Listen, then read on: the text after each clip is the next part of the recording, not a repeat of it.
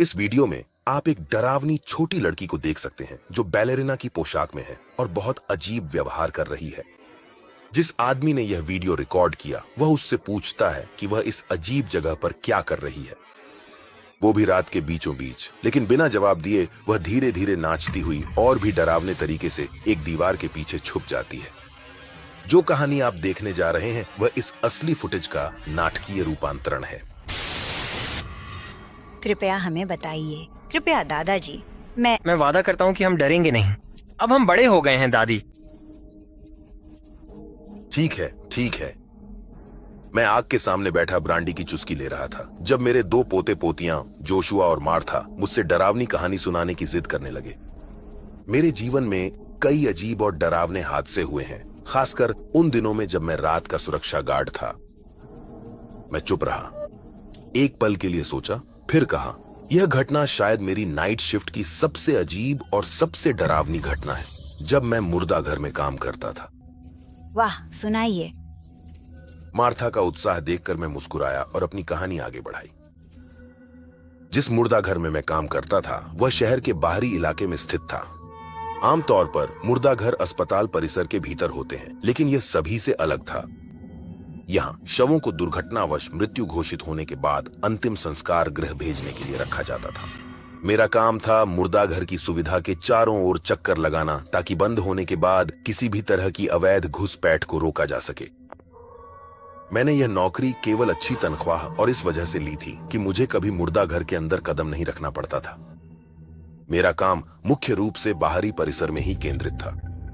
Gate के पास एक छोटा सा औजार शेड था जिसे मेरे बैठने के लिए सुरक्षा कक्ष में बदल दिया गया था और अपनी गश्त के बीच में आराम करता था। यह एक साधारण मंगलवार की रात थी। मैं अपनी दूसरी गश्त शुरू करने के बाद बचा हुआ सैंडविच खत्म कर रहा था, तभी मुझे एक सिसकारी जैसी आवाज सुनाई दी।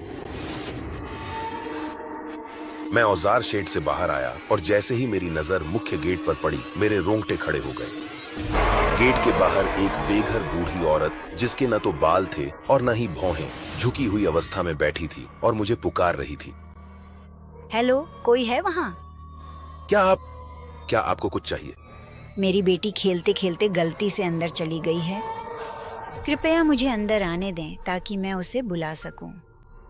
आपकी बेटी? हाँ, वह बैलेरिना की ड्रेस में है।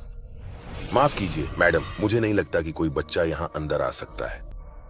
मैं सच कह रही हूँ, वह भाग गई है। वह अंधेरे में छुपी हुई है। उसे अंधेरे में नाचना बहुत पसंद है। चाहे यह औरत कितनी भी अजीब क्यों ना लग रही हो, मैंने फिर भी परिसर की जांच करने का फैसला किया, क्योंकि अगर कोई बच्ची इस जगह में घुस आई है तो मुझे उसे उसकी माँ के पास पहुंचाना ही होगा। तो मैं वापस शेड में गया, अपनी टॉर्च उठाई और तलाश शुरू कर दी। परिसर इतना बड़ा था कि एक चक्कर लगाने में 15 से 20 मिनट लग जाते थे। हालांकि पूरे परिसर में बड़े बड़े लाइट पोस्ट लगे थे, फिर भी मैंने एहतियात के तौर पर अपनी टॉर्च साथ रखना ही बेहतर समझा। मैं लगातार 10 मिनट तक चला, लेकिन मुझे कोई छोटी लड़की दिखाई नहीं दी।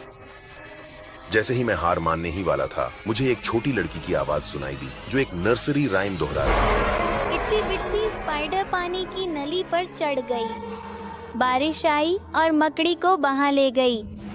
फिर सूरज निकला और सारी बारिश सूख गई और इट्सी बिट्सी स्पाइडर फिर से नली पर चढ़ गई। अरे वहां कौन है? मैंने जोर से पूछा और कविता रुक गई। मेरे माथे पर पसीने की बूंदें आ गईं। मैंने फिर से पूछा, तुम्हें पता है तुम यहां नहीं हो सकती छोटी बच्ची, तुम्हारी मां तुम्हें ढूंढ रही है। तभी अचानक मेरे पीछे दौड़ते कदमों की आवाज आई, साथ ही 5 या 6 साल की बच्ची की डरावनी हंसी भी सुनाई दी। मैं तुरंत पलटा और हैरानी की बात यह थी कि मैंने थोड़ी दूरी पर एक छोटी लड़की को बैलेरिना की पोशाक में खड़ा देखा। उसका सिर नीचे जमीन की ओर झुका हुआ था और वह अपने दोनों हाथों से अपनी गंदी बहती हुई स्कर्ट को पकड़े हुए थी। अपनी छोटी गंदी हथेलियों से वह बैले की मुद्रा में खड़ी थी, जैसे किसी भी पल नाचना शुरू कर देगी। तुम अंदर कैसे आई? दीवार में बने छेद से। दीवार में छेद है? कहाँ? वहीं पर। यह कहते हुए उसने अपना हाथ उठाया और अपने बाएं तरफ के अंधेरे कोने की ओर इशारा किया। मैंने सोचा, पहले इसे बाहर निकालता हूं, फिर उस जगह को देखूंगा जिसके बारे में इसने अभी बताया है। तो मैं उसकी ओर एक कदम बढ़ा ही था कि उसने बहुत डरावने अंदाज में हंसते हुए कुछ कहा, जिससे मेरी रूह कांप उठी। मैं तुम्हारी सारी खाल उधेड़ देना चाहती हूँ। क्या? तुमने क्या कहा? वह अचानक झोंबी बैलेरिना की तरह नाचने लगी, एक के बाद एक पैर घसीटती हुई और धीरे धीरे अंधेरे कोने में गायब हो गई। पता नहीं आगे क्या करूं, मैं डर के मारे वहीं खड़ा रह गया। सच कहूं तो मुझमें उस बच्चे के पीछे जाने की हिम्मत नहीं थी। जैसे ही वह अंधेरे कोने में छुप गई, मैंने उसे वही कविता फिर से गुनगुनाते हुए सुना। एक छोटी सी मकड़ी धीरे धीरे पानी की नली पर ऊपर की ओर चढ़ गई। फिर अचानक तेज मूसलाधार बारिश आई और बेचारी मकड़ी को अपने साथ बहा कर ले गई। फिर सूरज निकला और सारी बारिश सूख गई और छोटी सी मकड़ी फिर से नली पर चढ़ गई। देखो, तुम यहाँ रात में नहीं रह सकती तो मेरे साथ चलो। तुम्हारी माँ तुम्हारा इंतजार कर रही है। चलो। वह फिर से चुप हो गई और अपनी सारी हिम्मत जुटाकर मैंने टॉर्च जला दी और अंधेरे कोने की ओर बढ़ा। एक दीवार कोने को बाढ़ से अलग कर रही थी। जैसे ही मैंने दीवार के पीछे झांका, मैंने देखा कि छोटी लड़की अब जमीन पर बैठी है। उसने अपने हाथ घुटनों पर मोड़ रखे थे और अपना चेहरा उनमें छुपा लिया था, जैसे किसी ने उसे डांट दिया हो। मैंने उस पर टॉर्च की रोशनी डाली और उसने अचानक अपना चेहरा उठाया और मेरी ओर देखा। जो मैंने देखा वह आज भी मुझे डरावने सपने देता है। पिछले 20 मिनटों से, जिसे मैं एक 5 साल की छोटी बच्ची समझ रहा था, वह एक बूढ़ी अजीब दिखने वाली औरत थी जिसे बौनेपन की दुर्लभ बीमारी थी। उसके दांत कई जगहों से गिर चुके थे। उसकी पीली झुर्रियों वाली त्वचा ने उसे बैलेरिना की पोशाक में बेहद डरावना बना दिया था। वह हंसी और मुझसे बोली, लेकिन इस बार उसकी आवाज पूरी तरह बदल गई थी। लगता है मेरी बहन और मैंने तुम्हें बुरी तरह डरा दिया है। बुरा मत मानना, हम बूढ़ी औरतें कभी कभी मजे के लिए ऐसा ही करती हैं। हमें बहुत बोरियत होती है, समझ रहे हो ना? मैं पूरी ताकत से चिल्लाई और भागने के लिए मुड़ गई। वह बौनी बूढ़ी औरत भी उठी और नर्सरी राइम गाते हुए मेरा पीछा करने लगी। वह छोटी सी मकड़ी पानी की नली पर चढ़ने लगी। फिर बारिश आई और मकड़ी को बहा ले गई। फिर सूरज निकला और सारी बारिश सूख गई और वह छोटी सी मकड़ी फिर से ऊपर चढ़ने लगी, उसी नली पर फिर से। मैं पूरी रफ्तार से भागती हुई सीधे अपने टूल शेड की ओर गई। मैंने देखा कि गेट के पास वहीं दूसरी बूढ़ी औरत अब भी बैठी थी। उसके चेहरे पर एक डरावनी मुस्कान थी। मैं अंदर गई और शेड का दरवाजा जोर से बंद कर दिया, उसे अंदर से ताला लगा लिया। बैलेरिना मेरी खिड़की के बाहर रुक गई, मुझे एक उड़ता हुआ चुंबन भेजा और फिर किसी बच्चे की तरह भाग गई। मैंने अपनी खिड़की से झांककर यह नहीं देखा कि वे दोनों बीमार पागल बहनें गई हैं या नहीं। मैं टूल शेड के अंदर ही सुबह की रोशनी तक रही, जब रोशनी परिसर में फैली। जब मुर्दा घर का निदेशक आया तो मैंने उसे चाबियां सौंप दी, दीवार में बने छेद को मरम्मत करने के लिए कहा और अपनी नौकरी छोड़ दी। मेरी कहानी खत्म होते ही कमरे में एक भूतिया सन्नाटा छा गया। मार्था और जोशुआ दोनों ही अंदर तक डरे हुए दिखे। दोनों में से कोई भी कुछ नहीं बोला और डरावनी कहानियों के साथ, जो अब हमेशा के लिए उनके दिमाग में छप गई थीं, सोने चले गए। और वीडियो में आप देख सकते हैं कि इस कब्रिस्तान का सुरक्षा गार्ड एक अजीब बूढ़ी औरत को एक कब्र के सामने बैठे हुए देखता है। जब गार्ड उसे पुकारता है तो वह अजीब तरीके से व्यवहार करती है। यहाँ इस डरावनी असली फुटेज पर आधारित एक नाटकीय संस्करण प्रस्तुत है। एक सुरक्षा गार्ड द्वारा आधी रात के बाद कब्रिस्तान के अंदर संदिग्ध परिस्थितियों में एक बूढ़ी औरत को खोजने की कहानी। तो तुम्हारे जैसे युवा को इस छोटे से शहर में क्या लाया? असल में मैं एक कलाकार बनना चाहता हूँ और अपने काम के लिए मुझे एक शांत और सुकून भरी जगह चाहिए थी। समझ गया। आप यहाँ कितने समय से रह रहे हैं मिस्टर मेयर? इतना लंबा कि अब याद भी नहीं है शायद। मैं एक पार्ट टाइम नौकरी भी ढूंढ रहा हूँ। क्या आपको कोई खाली जगह के बारे में पता है? सुअर फार्म वाले कारमैन को कसाई चाहिए, पर मुझे नहीं लगता कि आपको वह काम पसंद आएगा। मैंने अजीब सी मुस्कान के साथ जवाब दिया और शहर के दर्पण की हंसी सुनी। हम दोनों कुछ सेकंड के लिए चुप रहे। फिर मिस्टर लेविंग ने कहा, एक और जगह खाली है, सुरक्षा गार्ड की नौकरी। बहुत बढ़िया, ये मेरे लिए ठीक रहेगा। लेकिन यह बाकी सुरक्षा नौकरियों से थोड़ी अलग है। ऐसा क्यों है?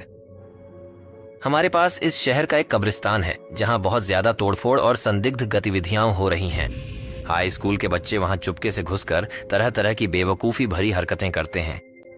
तो काफी समय से मैं वहां किसी को नियुक्त करने की कोशिश कर रहा था, लेकिन इस शहर में कोई भी अंधेरा होने के बाद कब्रिस्तान में घूमना पसंद नहीं करता।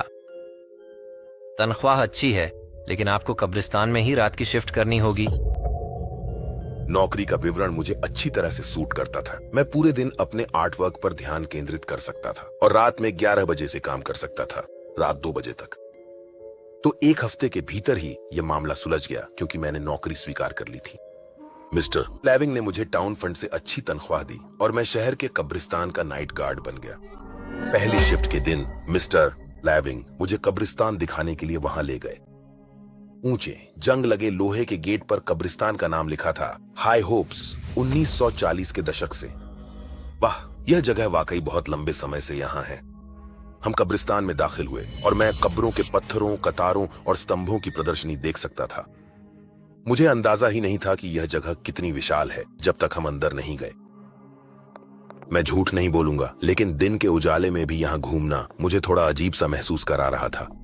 कब्रिस्तान का केवल एक ही गेट था और वहां पत्थर की बेंचें इधर उधर बिखरी हुई थीं, ताकि लोग अपने दिवंगत प्रियजनों से मिलने आएं तो बैठ सकें। संदेह भरी नजरों से इधर उधर देखते हुए मिस्टर लेविंग ने कहा, रात 11 बजे यहाँ रहना, बिल्कुल ठीक समय पर। अगर कुछ डरावना हो जाए तो बेझिझक मुझे कॉल करना। अच्छा कहा मिस्टर लेविंग, लेकिन मैं भूत प्रेत में विश्वास नहीं करता। वह एक पल के लिए मुझे घूरते रहे और फिर रहस्यमय आवाज में बोले, सुनो मेरे लड़के, सूरज ढलने के बाद यह जगह किसी और ही दुनिया जैसी लगती है। करीब 11:15 बजे मैं घर से टॉर्च और शिकारी चाकू लेकर निकला। लेविंग सही थे, अंधेरे शहर में अजीब खामोशी थी। जब मैं कब्रिस्तान के पुराने गेट पर पहुंचा तो सच कहूं तो मैं सिहर उठा। जैसे ही मैंने जंग लगे गेट को धक्का दिया, चरमराहट की आवाज के साथ वह खुल गया और पास के पेड़ से कुछ चमगादड़ उड़ गए। जंगल में एक कोयोट ने हुआ किया और उसके बाद उल्लू की हूटिंग सुनाई दी। वातावरण में कोई कमी नहीं थी, इसमें कोई शक नहीं। मैंने खुद से कहा, यह तो किसी हॉरर फिल्म के लिए एकदम परफेक्ट है। मैंने अपनी टॉर्च जलाई और अपनी गश्त शुरू की। वहां इतनी खामोशी थी कि मुझे अपनी सांसों और कदमों की आवाज भी सुनाई दे रही थी। लगातार 5 मिनट तक कुछ भी नहीं हुआ। मैं नए माहौल में ठीक से घुल मिल ही रहा था कि अचानक मुझे किसी के रोने की आवाज सुनाई दी। एक औरत के रोने की आवाज गूंज उठी। मैं उस आवाज का पीछा करते हुए कब्रिस्तान के दूसरे छोर पर पहुंच गया। जैसे ही मैंने अपनी टॉर्च एक कब्र पर डाली, मैंने देखा कि एक बूढ़ी औरत उस कब्र के ठीक सामने बेंच पर बैठी थी। उसके बाल छोटे और सफेद थे और वह उस कब्र के सामने बैठी रो रही थी। मैडम, मिलने का समय सुबह है, आपको इस समय यहाँ नहीं होना चाहिए। मैडम। वह रोना बंद कर दी, धीरे धीरे अपना चेहरा मेरी ओर घुमाया और मेरी आंखों में देखने लगी। कसम से कोई और होता तो उस पल वहां से भाग जाता, लेकिन मैं वहीं खड़ा रहा, मिली जुली भावनाओं के साथ। मेरी ओर बिना पलक झपकाए घूरने के बाद उस महिला ने कहा, आवाजों ने मुझसे कहा कि यहाँ आकर उसे देखूं। क्या? किसे देखूं? उसके चेहरे पर एक डरावनी मुस्कान आ गई और उसने कहा, तुम्हें पता है उनमें से कितने लोग अभी तुम्हारी जगह लेना चाहते हैं? मेरी गर्दन के पीछे के बाल खड़े हो गए। मैं अपने सीने में दिल की धड़कन महसूस कर सकता था। क्या? आपका क्या मतलब है? आखिरकार किसी एक डिब्बे में रहना अच्छा लगता है। मैडम, आपको घर जाना चाहिए। मैं आपको रास्ता दिखाने में मदद कर सकता हूँ। अगर मेरा कोई घर ही नहीं है तो? वह महिला बेघर जैसी नहीं दिखती थी, लेकिन जिस तरह से वह बात कर रही थी उससे वह निस्संदेह एक पागल जैसी लग रही थी। अगर आप बेघर हैं तो मैं मेयर लेविंग से बात कर सकता हूँ। क्या आप बेघरों की मदद करने में विश्वास रखते हैं? हाँ, बिल्कुल। तो फिर मुझे अपने साथ घर ले चलिए। मैं हमारी अजीब बातचीत का और भी अजीब मोड़ लेने की उम्मीद नहीं कर रहा था, इसलिए उसका जवाब सुनकर मैं चौंक गया। उसके साथ कुछ गड़बड़ थी जिससे मुझे उसके पास जाने में डर लग रहा था। मैडम, ये संभव नहीं है। मैं बस मेयर को कॉल कर लेता हूँ। मुझे यकीन है कि वह आपके लिए कुछ न कुछ उपाय निकाल लेंगे। लेकिन अगर मैं आपके पीछे पीछे घर आ जाऊं तो क्या आप मुझे अपने पास रखेंगे? भगवान, मुझे लगता है आपको कुछ चिकित्सकीय मदद की जरूरत है मैडम। मैं मेयर को कॉल कर रहा हूँ। मैं मेयर का नंबर डायल करने से बस 1 सेकंड दूर था, तभी वह अपनी सीट से उठ गई और मेरी ओर मुड़ी। अचानक वह हंसने लगी।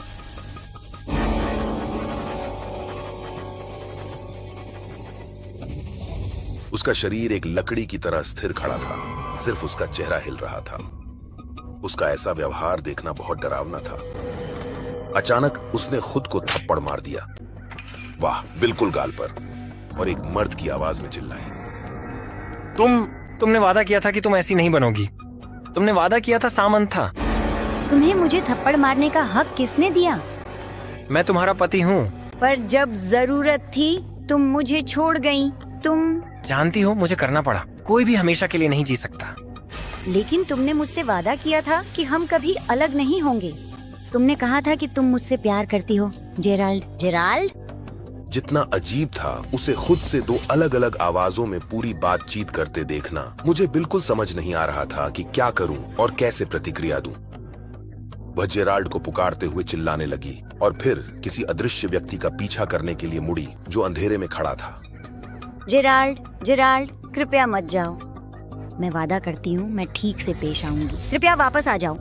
वह दौड़ने लगी और मैं उसके लिए बहुत चिंतित हो गया, क्योंकि उस समय तक मुझे कुछ अंदाजा हो गया था कि उसके साथ क्या गलत है। मैडम रुकिए कृपया। मैम। मैं उसके पीछे दौड़ा क्योंकि वह बूढ़ी और बीमार थी, और अगर मैं उसे उस रात छोड़ देता तो यह बहुत निर्दयी होता। 1 मिनट तक हवा में भागने के बाद उसने दर्द भरी चीख निकाली और जमीन पर बेहोश हो गई। जो मैंने बाद में जाना, वह आज भी मेरी आंखों में आंसू ले आता है। उस महिला का नाम जुडिथ लेविंग था। वह मिस्टर लेविंग की बूढ़ी चाची थी। लेविंग पिछले हफ्ते उन्होंने अपने पति जेराल्ड लेविंग को कैंसर के कारण खो दिया था, और तब से उन्हें अपने दिवंगत पति के बारे में भ्रम होने लगे थे। यह पहली बार था जब वह आधी रात को घर से बाहर निकली थी अपने पति की कब्र पर जाने के लिए। एक ही व्यक्ति को 2 लोगों की ओर से बोलते देखना निश्चित रूप से मेरे जीवन का सबसे जादुई अनुभव था। मिस्टर लेविंग और उनके परिवार ने बाद में उन्हें एक मानसिक संस्थान में भेज दिया ताकि वह शहर में किसी और को डराए नहीं, जैसा कि उन्होंने मुझे डराया था। मैं कब्रिस्तान में अपनी नौकरी जारी रखे हुए हूं, और भले ही जुडिथ अब इस शहर में नहीं है, हर रात अपनी पहरेदारी के दौरान मुझे डर लगता है कि कहीं वह अपने पति की कब्र के पास अजीब सी मुस्कान के साथ बैठी न दिख जाए।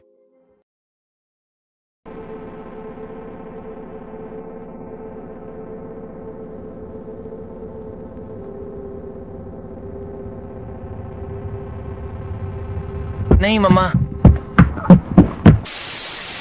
यह तो एक सामान्य प्रक्रिया है। विमान सुरक्षा गार्डों को सार्वजनिक बोर्डिंग से पहले विमान की जांच करना आवश्यक होता है। इस सुरक्षा गार्ड को यह नहीं पता था कि इस निरीक्षण में उसके साथ कोई और भी होगा। जो कहानी आप देखने जा रहे हैं वह इस असली फुटेज का नाट्य रूपांतरण है। हवाई जहाज का सुरक्षा गार्ड बनना कभी मेरा सपना नहीं था।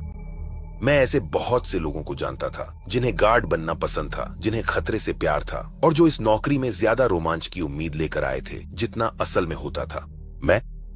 मुझे पता था कि क्या उम्मीद करनी है। बाथरूम में किशोरों का रोमांस करना, कभी कभी कोई नशे में धुत व्यक्ति, और शायद कुछ खोए हुए बच्चे। मैं सोचता था कि यही आदर्श नौकरी है, जब तक उस दिन का सामना नहीं हुआ जब मुझे पता चला कि जब खतरा पास हो तो हर कोई सुरक्षा गार्ड बनने के लिए नहीं बना होता। यह सभी एयरलाइनों के लिए सामान्य प्रक्रिया है ताकि छुपे हुए यात्रियों या किसी ऐसे व्यक्ति की जांच की जा सके जो बाकी यात्रियों को नुकसान पहुंचाना चाहता हो। ये चक्कर आमतौर पर कुछ ही मिनटों में पूरे हो जाते थे। अंदर जाओ, घूमो और बाहर आ जाओ। ये मेरी नौकरी का सबसे नापसंद हिस्सा था। मैं मानता हूं मैं थोड़ा डरपोक हूं, और एक अंधेरे विमान में घुसना, भले ही वह नुकसान रहित हो, मुझे डरा देता था। लेकिन उस दिन मैं तो जैसे मर ही रहा था जहाजों की जांच करने के लिए। न तो इसलिए कि मैं खुद को बहादुर महसूस कर रहा था, और न ही इसलिए कि मैं अच्छा काम करना चाहता था, बल्कि इसलिए क्योंकि विमान के बाहर कुछ ऐसा था जो मुझे और भी ज्यादा डराता था। दिन की शुरुआत से ही एक आदमी एयरपोर्ट पर बैठा था और मुझे घूर रहा था।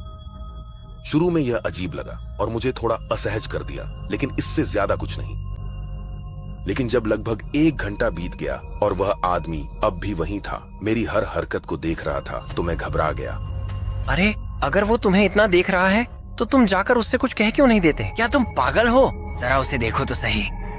वो आदमी परेशान नहीं लग रहा था। वो तो ऐसा लग रहा था जैसे उसमें कोई विकृति हो।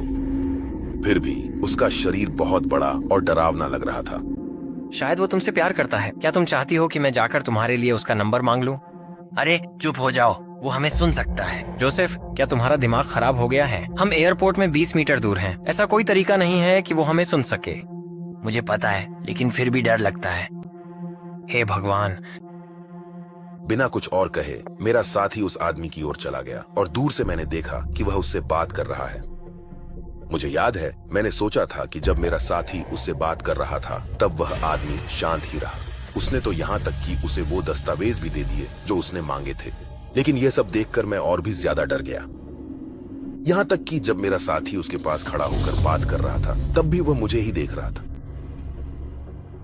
कुछ सेकंड बाद मेरा साथी वापस आ गया।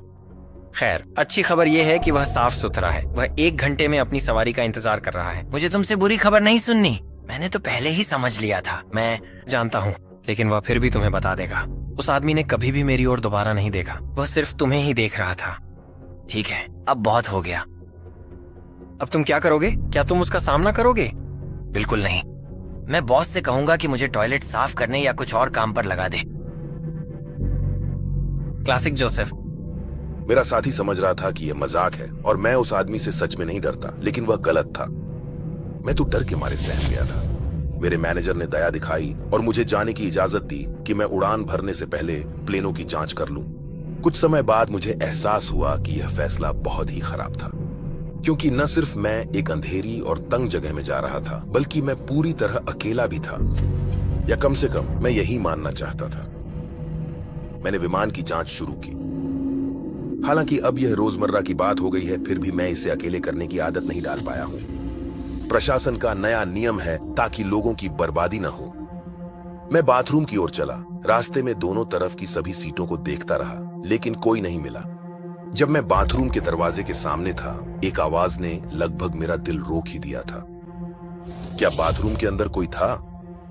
मैंने दरवाजे पर दस्तक दी, लेकिन कोई जवाब नहीं आया और आवाज वैसे ही चलती रही जैसे कुछ हुआ ही ना हो। वह हल्की थी, लेकिन मैं उसे सुन सकता था। मैंने अपनी सारी हिम्मत जुटाई और जोर से बाथरूम का दरवाजा खोला और मेरी हैरानी के लिए मैं खुद को उस आवाज के जिम्मेदार के आमने सामने पाया, एक साधारण कीड़ा। और तुम यहाँ तक पहुंचे कैसे? मैंने शांत होकर सांस ली, बाथरूम का दरवाजा बंद किया और लौटने की तैयारी की। मैं तेजी से प्रवेश द्वार की ओर बढ़ा, लेकिन कुछ ने मेरे कदम रोक दिए और मेरा शरीर जड़ हो गया। एक विशाल छाया बाहर के दरवाजे से अपना सिर झांक रही थी। मैंने अपने शरीर की ताकत फिर से पाई और तेजी से बाथरूम की ओर भागा, ये महसूस किए बिना कि मैं खुद को और भी ज्यादा बंद कर रहा था। छाया ने झांकना बंद किया और उसने मुझे अपना पूरा शरीर दिखा दिया। वह वही आदमी था जो किसी तरह विमान में चुपके से घुस आया था। साहब, यहाँ से निकल जाइए, यह जगह निजी है। दूसरी तरफ से कोई जवाब नहीं आया। वह आदमी पूरी तरह जड़ हो गया था, अपनी बड़ी और डरावनी आंखों से मुझे घूर रहा था। मैंने अपना रेडियो निकाला और घबराहट में बोलना शुरू किया। उम्मीद थी कि आदमी डर जाए। मैं रामिरेज हूँ, विमान में समस्या है। एक आदमी बिना अनुमति अंदर आ गया है और बाहर नहीं जा रहा। क्या आप किसी को भेज सकते हैं? हाँ बिल्कुल यार, हम तुरंत किसी को भेजेंगे। अरे मैंने पहले ही किसी को फोन कर दिया है। यहाँ से चले जाओ, वरना हम तुम्हें साथ में बाहर निकाल लेंगे। फिर भी बिना कुछ कहे वह आदमी धीरे धीरे मेरी ओर चलने लगा। वाह वाह वाह वाह वाह वाह, रुक जाओ वरना मुझे बल प्रयोग करना पड़ेगा। अचानक वह आदमी मुझसे आगे निकल गया। अब भी वह अपनी भावहीन और उदास चेहरे के साथ मुझे घूर रहा था। सर दूर हो जाइए। मुझे अपनी बात पूरी करने का मौका दिए बिना उस आदमी ने एक हाथ से मेरी गर्दन पकड़ ली। उसमें अविश्वसनीय ताकत थी। बिना किसी मेहनत के उसने मुझे हवा में उठा लिया और जब मुझे लगा कि वह मुझे मार डालेगा, उसने मुझे सीटों पर फेंक दिया। हालांकि मैंने किसी ठोस चीज से टक्कर नहीं खाई, मेरी पीठ में बहुत दर्द हुआ। इससे पहले कि मैं प्रतिक्रिया कर पाता और उठ पाता, वह आदमी फिर से मेरे पास आ गया। उसने अपने हाथ मेरे चेहरे की ओर बढ़ाए और अपनी उंगलियों से मेरी आंखों को जोर से दबा दिया। दर्द शब्दों में बयां नहीं किया जा सकता था। मुझे लगा जैसे मैं उसी पल मर जाऊंगा और मुझे समझ भी नहीं आ रहा था कि क्यों। सौभाग्य से मैं उसे एक जोरदार लात मारने में कामयाब रहा, जिससे वह कुछ देर के लिए रुक गया और मुझे भागने का मौका मिल गया। मैंने विमान का दरवाजा बाहर से बंद कर दिया और मदद की तलाश में दौड़ता रहा। जब मेरे साथी पुलिस के साथ पहुंचे तो वे बंदूकें लेकर विमान में घुसे। उसे ढूंढना मुश्किल नहीं था। वह आदमी बस टॉयलेट पर बैठा था, खाली नजरों से घूर रहा था। वे उसे ले गए और उसने कोई विरोध नहीं किया। वह बस जैसे होश में ही नहीं था। थोड़ी ही देर बाद मुझे बताया गया कि वह आदमी किसी भी नशे के प्रभाव में नहीं था। वह न तो मानसिक रोगी था और न ही वे उसकी पहचान उसके आईडी से कर पाए। ऐसा लग रहा था जैसे कुछ भी समझ में नहीं आ रहा हो, जैसे खुद मृत व्यक्ति मुझसे मिलने आ गया हो। कोई कभी नहीं समझ पाया कि इस आदमी को उसका विमान टिकट कैसे मिला या उसने जो किया वह क्यों किया। मैंने यह नहीं पूछा कि उसके साथ क्या हुआ और अगले दिन नौकरी छोड़ने का फैसला कर लिया। अब से मैं सिर्फ दफ्तर की नौकरियों की तलाश करूंगा। अब कभी भी मैं खुद को अनजान चीजों के सामने नहीं लाऊंगा।